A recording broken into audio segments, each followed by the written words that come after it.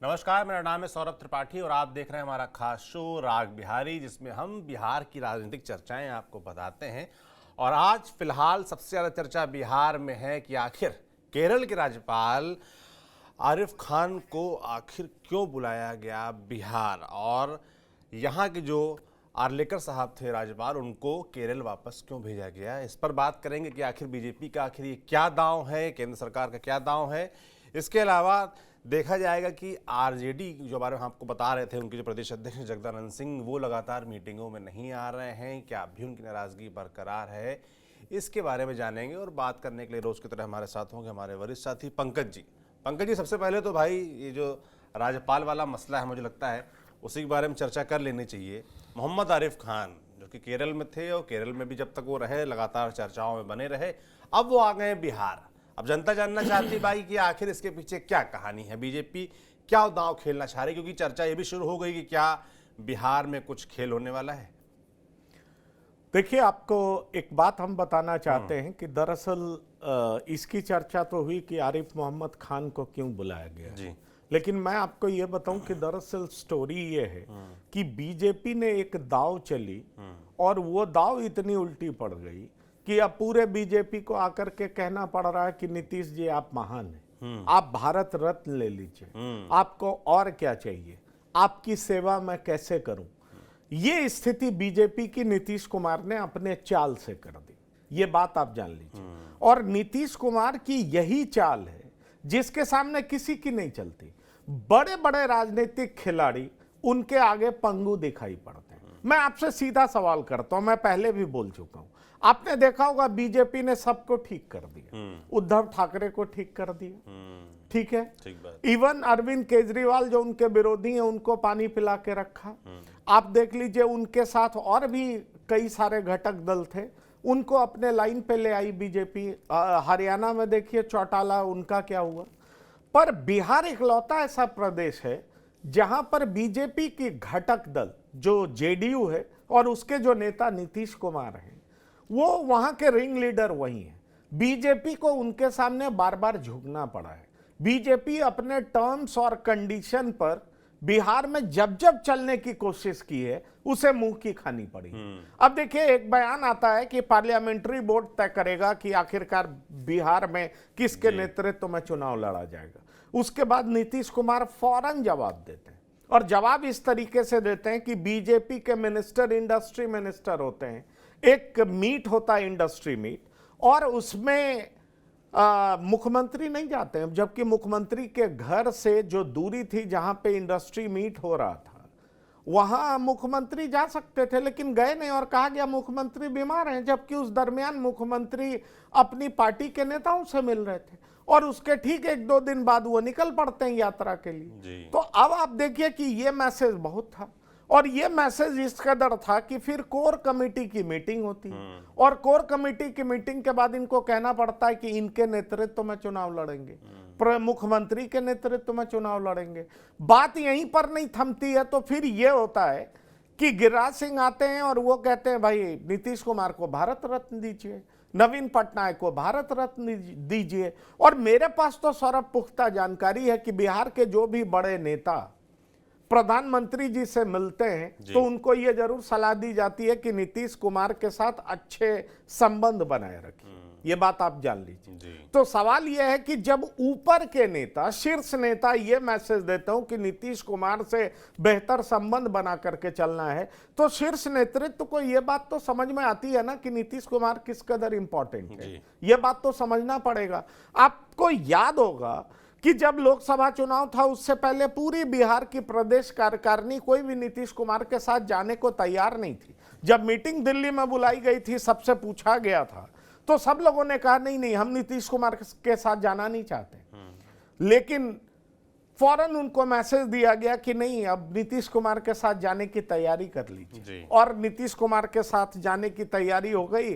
और फिर सब लोगों ने, नीतीश कुमार चाहते हैं बाल मुड़वा लो तो बाल मुड़वा लिया, पगड़ी उतार लो पगड़ी उतार लिया, जो भी नीतीश चाहते थे सब लोगों ने एक्सेप्ट कर लिया। अभी फिर से शुरू हुआ कि नीतीश नेता रहेंगे नहीं रहेंगे, ये अभी एक आवाज आई ही। इसका मतलब क्या था वो कई तरह से लोग इसकी व्याख्यान दे रहे हैं, लेकिन सवाल यह है कि नीतीश कुमार को जैसे ही समझ में आया उन्होंने मैसेज दे दिया। अब देखिए नीतीश की उपयोगिता क्या है। ऐसे लोग लाख कहते रहे नीतीश स्पेंट फोर्स है, उनकी जरूरत नहीं है, खत्म हो चुके हैं, तरह तरह की बात होती है। लोकसभा चुनाव से पहले बीजेपी ने उन्हें वेलकम किया, जबकि बीजेपी को 2 बार छोड़ करके गए। अभी देख लीजिए कि जब इस तरह की बात उठी तो आरजेडी के प्रवक्ता भाई वीरेंद्र, जो कि विधायक भी हैं, बड़े नेता हैं और लालू परिवार के काफी करीबी हैं, वो कहते हैं नीतीश कुमार का स्वागत है। राजनीति में कोई परमानेंट दोस्त और दुश्मन नहीं होता।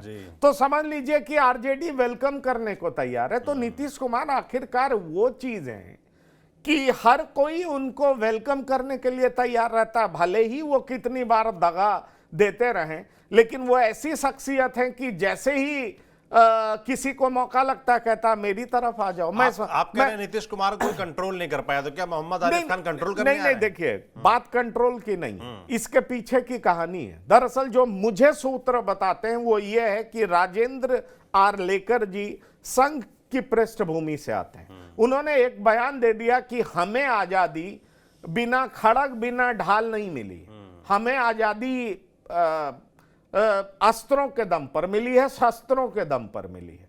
और सवाल यह उठता है कि नीतीश कुमार का गहरा विश्वास है महात्मा गांधी पर, प्रधानमंत्री का गहरा विश्वास है महात्मा गांधी पर। एक तरफ ऐसे ही बहुत ज्यादा कंफ्यूजन क्रिएट हो गया था नीतीश और बीजेपी में, दूसरी तरफ अगर आप महात्मा गांधी को लेकर के इस तरह का बयान देते हैं तो नीतीश कुमार इसको बर्दाश्त करने वाले नहीं, ये बात आप जान लीजिए। तीसरी बड़ी बात यह है कि अंबेडकर को लेकर के पार्टी ऐसे ही बड़ी डिफेंसिव है, बार बार उसको जवाब देना पड़ रहा है, कांग्रेस इसको बड़ा मुद्दा बना रही है। अब महात्मा गांधी को लेकर के आप इस तरह की बात करेंगे तो आप एक बड़ा सेक्शन है जिसको आप नाराज करेंगे, और कम से कम नीतीश कुमार तो नाराज हो ही जाएंगे, इसलिए आप इस तरह की हरकत कर नहीं सकते।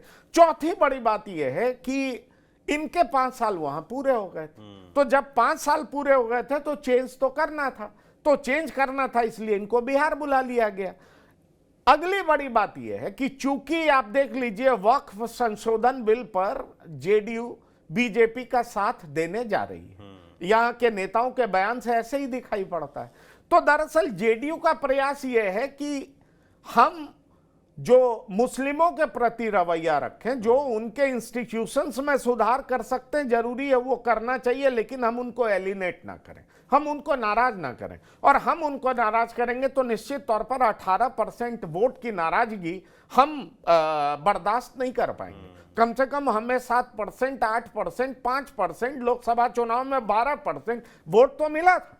ऐसे में अगर हम उनको सीधा नाराज करेंगे, मतलब यह है कि हम अपने मतदाताओं को हम अब खुद से दूर कर रहे हैं। तो एक तरफ वक्फ संशोधन बिल पर स्टैंड वो है, दूसरी तरफ इन तमाम ऐसे मुद्दे जो कि कंट्रोवर्सी क्रिएट करते हैं, वहां पर नीतीश चाहते हैं कि बीजेपी का अप्रोच माइल्ड रहे।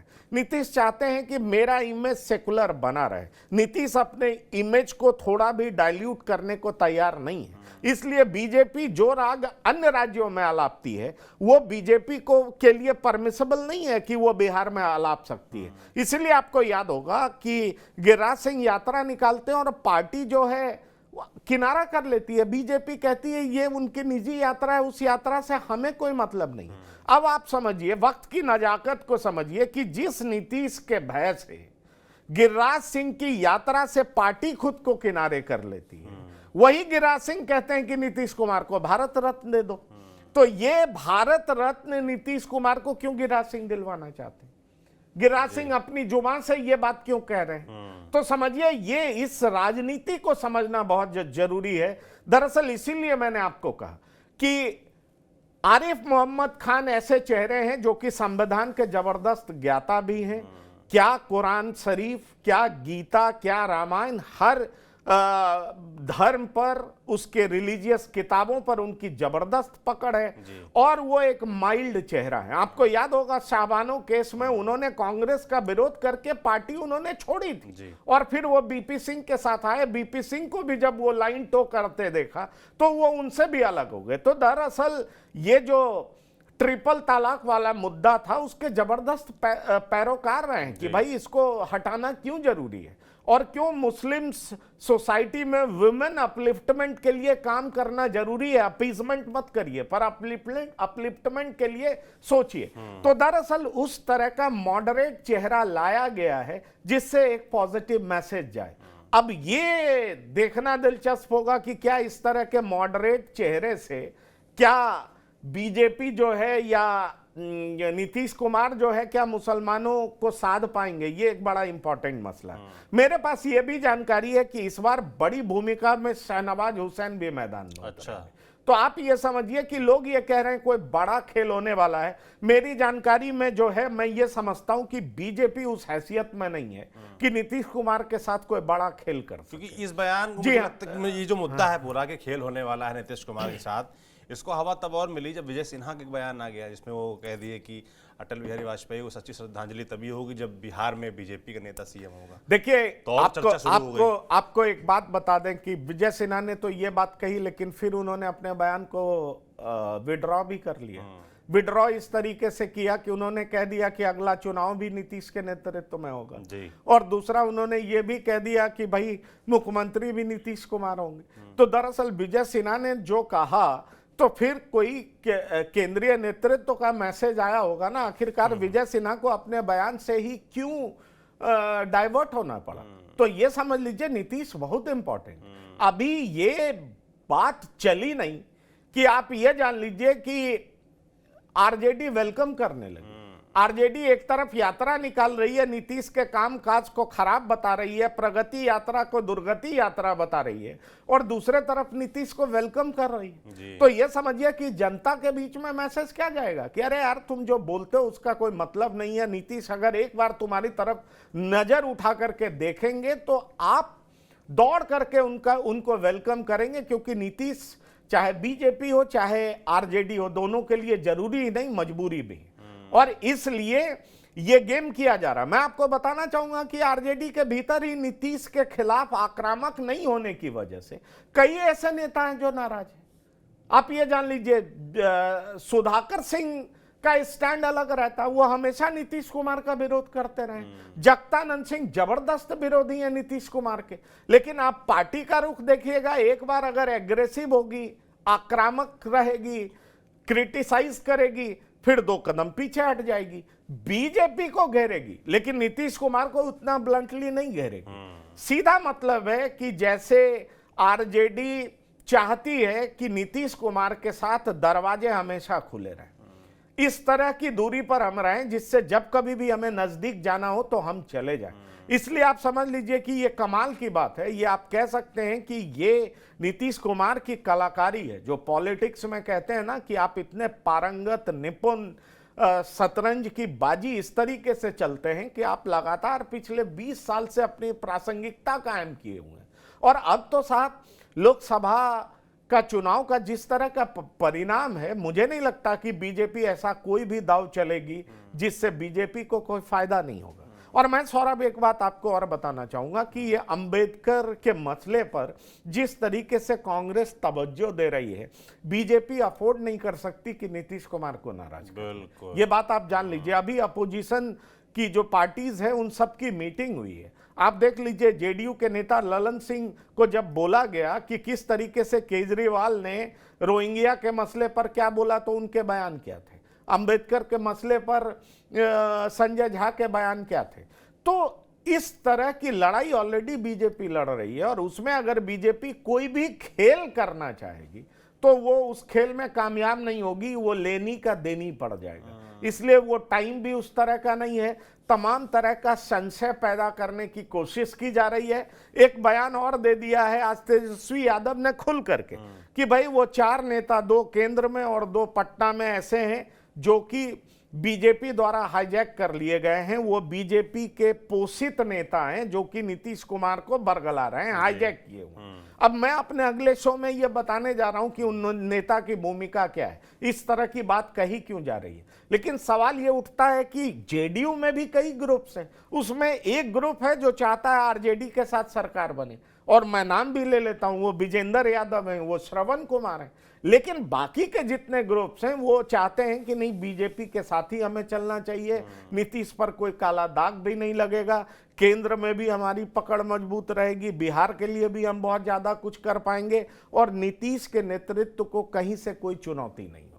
इसलिए नीतीश इनविंसिबल हो जाते हैं जब बीजेपी के साथ रहते हैं, उन पर कोई धब्बा नहीं लगता, वो उनकी लीडरशिप अनचैलेंज्ड रह जाती है, क्योंकि बिहार में बीजेपी में कोई ऐसा लीडर भी नहीं है जो नीतीश को चैलेंज कर सके। इसलिए आप जान लीजिए कि मुझे जो साफ दिख रहा है वो ये दिखाई पड़ रहा है कि आरिफ मोहम्मद खान ऐसा मॉडरेट चेहरा, कहने को मुस्लिम चेहरा लाया गया है, जो कि कुरान, गीता, रामायण सबको बेहतर तरीके से जानते और समझते हैं। दूसरी बड़ी बात यह है कि आर्लेकर साहब ने जो गांधी को लेकर के बयान दिया था उस पर नीतीश कुमार की कड़ी आपत्ति है। नीतीश कुमार अपनी यात्रा शुरू करते हैं चंपारण से, आप ये जान लीजिए।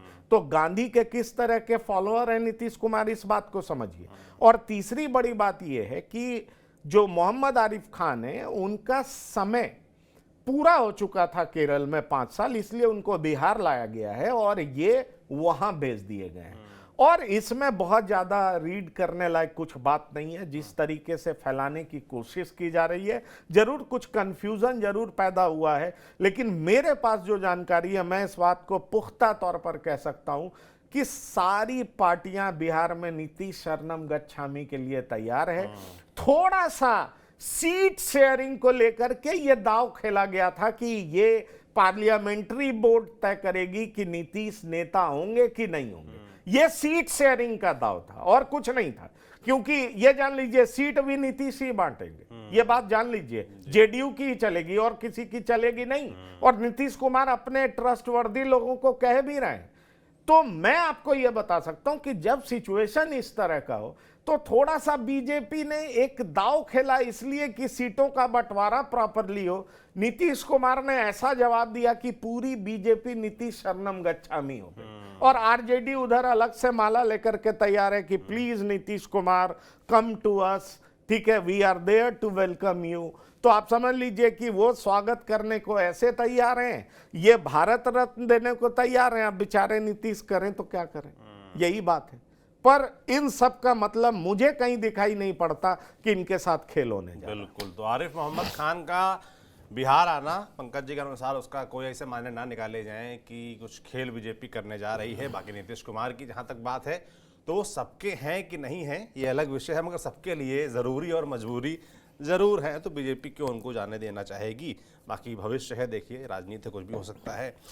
अब बात कर लेते हैं अगले नेता की, जगदानंद सिंह की, जो कि प्रदेश अध्यक्ष हैं आरजेडी के, और लगातार उनके नाम को लेकर विवाद चल रहा है, उनकी नाराजगी की बात चल रही है। अभी भी वो मीटिंगों में नहीं आ रही, ये कब खत्म होगी, इनकी नाराजगी खत्म होगी कि नहीं होगी? देखिए ये नाराज इसलिए हैं क्योंकि इनके बेटे के खिलाफ आरजेडी के शीर्ष नेतृत्व ने काम किया है, ऐसा ये मानते हैं, जैसा मुझे सूत्रों से पता चला है। और यादवों का वोट नहीं मिलना, मुसलमान का वोट नहीं मिलना, फिर एक मैसेज दिया जाना, स्प्रेड होना कि तेजस्वी यादव का इनको समर्थन नहीं है, जैसी कि चर्चा आप राजनीतिक गलियारे में बात करेंगे तो आपको ये पता चलेगी कि अजीत कुमार सिंह, जो कि जगदानंद सिंह के छोटे बेटे हैं, उनके खिलाफ आरजेडी का जो एक लीडरशिप, जो तेजस्वी यादव और उनका ग्रुप है, वो कंफर्टेबल नहीं था। वो नहीं चाह रहा था कि अजीत कुमार सिंह को टिकट दिया जाए। एक व्यापक पैमाने पर कैंपेन कर, प्रचार कर बताया जाने लगा कि आखिरकार जगदानंद सिंह खुद अध्यक्ष रहेंगे, अपने बेटे को एमपी बनाएंगे, छोटे बेटे को एमएलए बनाएंगे, तो और लोग क्या करेंगे। तो इसलिए यादवों का रुझान जो है बीएसपी से जो उम्मीदवार थे उनके तरफ होगी। अब आप समझिए कि अजीत कुमार सिंह की स्थिति खराब हो गई। कहा यह जा रहा है कि जगदानंद सिंह ने इसको नैतिकता के आधार पर लिया है और वो कह रहे हैं कि अब मेरे बेटे ही मेरे गढ़ से हार जाते हैं तो मुझे क्यों अध्यक्ष बने रहना चाहिए। लेकिन अभी ये पहले भी ऐसा हो चुका है, लालू प्रसाद उनको मनाने में लगे थे पहले भी और फिर मान करके आ गए थे। अभी एक बार फिर से देखिए फरवरी मार्च तक क्या होता है, क्योंकि एक चर्चा ये भी है कि तेजस्वी यादव अपने खेमे से लोग को अध्यक्ष बनाना चाहते हैं, जिनके साथ उनकी बातचीत बहुत सहजता से हो सके, वो जो चाहें कह सकें। तो इसलिए आपको यंग ब्रिगेड से कोई आएगा जो कि अध्यक्ष पद को सुशोभित कर सकता है और वो तेजस्वी यादव का ट्रस्टवर्दी। क्योंकि देखिए 1 करोड़ सदस्यता की बात चल रही है। उस मीटिंग में तेजस्वी यादव आते हैं, कहते हैं महिलाओं को जोड़ा जाना चाहिए, महिलाओं को ऐड करने के लिए हमें क्या कुछ करना चाहिए। नारी शक्ति जो कि नीतीश कुमार की असली ताकत रही है, आपने देखा नारी शक्ति के दम पर चाहे महाराष्ट्र का चुनाव हो, मध्य प्रदेश का चुनाव हो, झारखंड का चुनाव हो, किस तरीके से वहां की सरकार ने, इनकम्बेंट गवर्नमेंट ने उसको जीता और वापस सत्ता में आई। तो ऐसे में सवाल उठता है कि तेजस्वी यादव को लगता है कि हमने नीतीश कुमार से पहले इस तरह का अनाउंसमेंट कर दिया है, हमें नारियों पे ध्यान देना चाहिए, हमें अपने साथ जोड़ना चाहिए, इसका हमें फायदा होगा। लेकिन जगदानंद सिंह की नाराजगी दरअसल इस वजह से है, वो कह रहे हैं पार्टी नेतृत्व को कि भाई मुझे नहीं रहना चाहिए क्योंकि रामगढ़ से मेरे बेटे की हार हुई है। लेकिन उनकी नाराजगी इस वजह से, जैसा मेरे सूत्र बताते हैं, आरजेडी के अंदर के लोग बताते हैं।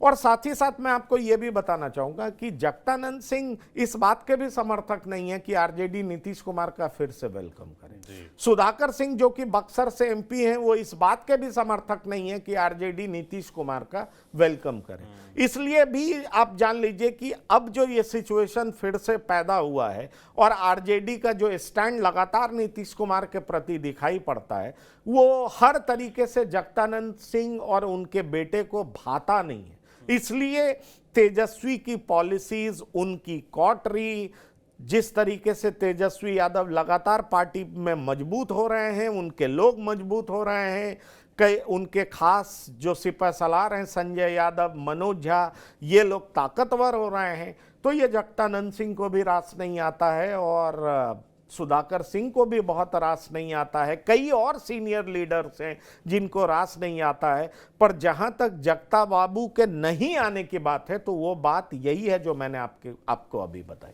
बिल्कुल, अब जाहिर सी बात है कि जगदानंद सिंह लालू प्रसाद यादव के खेमे उनकी टीम के व्यक्ति रहे हैं और अब दौर चल रहा है फिलहाल देखा जाए बिहार में आरजेडी के लिहाज से तेजस्वी यादव का।